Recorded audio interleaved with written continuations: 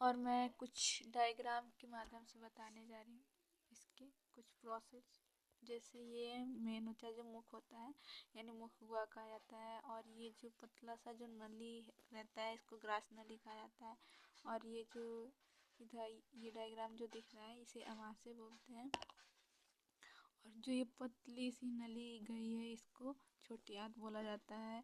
और फिर ये जाके छोटी आंत किससे मिल जाती है, बड़ी आंत से, यानी बड़ी आंत से मिलती है।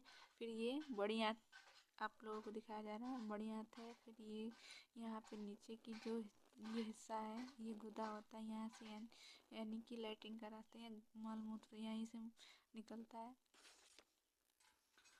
डाइजेस्टिव सिस्टम के दो चरण होते हैं, पहला है आहार नाल और दूसरा है पाचक ग्रंथि यानी डाइजेस्टिव ग्लैंड, और दूसरा है एलिमेंट्री कैनल यानी आहार नाल। और मैं बता रही हूँ आहार नाल में पहले जैसे मुख गुहा आता है, फिर ग्रास नली आता है, फिर अमाशय आता है, फिर छोटी आंत आता है, फिर बड़ी आंत आता है, फिर गुदा आता है। जैसे आप लोगों को मैं डायग्राम में दिखाई हूँ।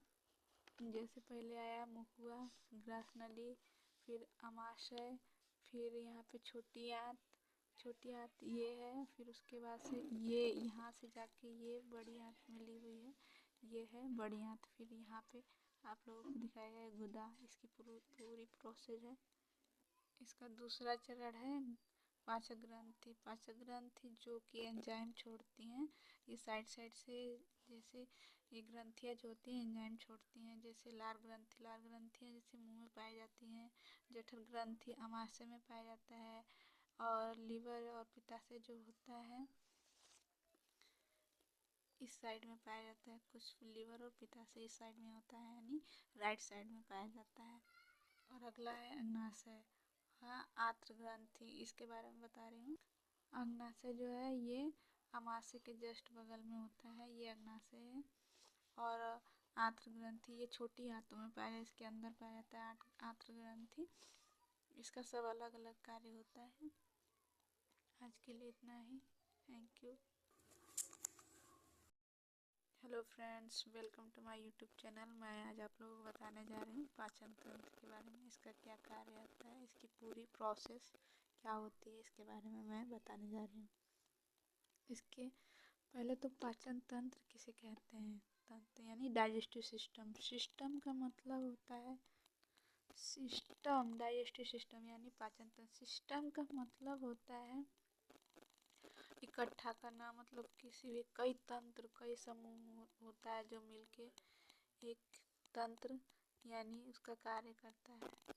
सिस्टम यानी सिस्टम का मतलब होता है सरल भाषा में कई तंत्र मिलके एक समूह बनाते हैं, समूह होता है सिस्टम का मतलब, वो एक प्रकार से समूह है।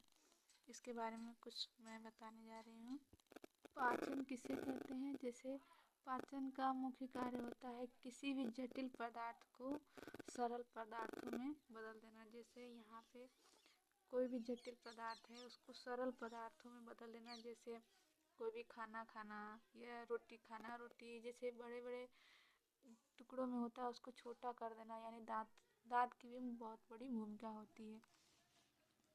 और जैसे पाचन यानी पाचन में हम जल, विटामिन, खनिज, छोटे छोटे जैसे कड़ों, जैसे कोई भी छोटा छोटा कड़वा, इनका पाचन नहीं हम कर सकते हैं, नहीं हो सकता है। इनका अवशोषण होता है, एब्जॉर्ब होता है, यानी इनका अवशोषण किया जाता है।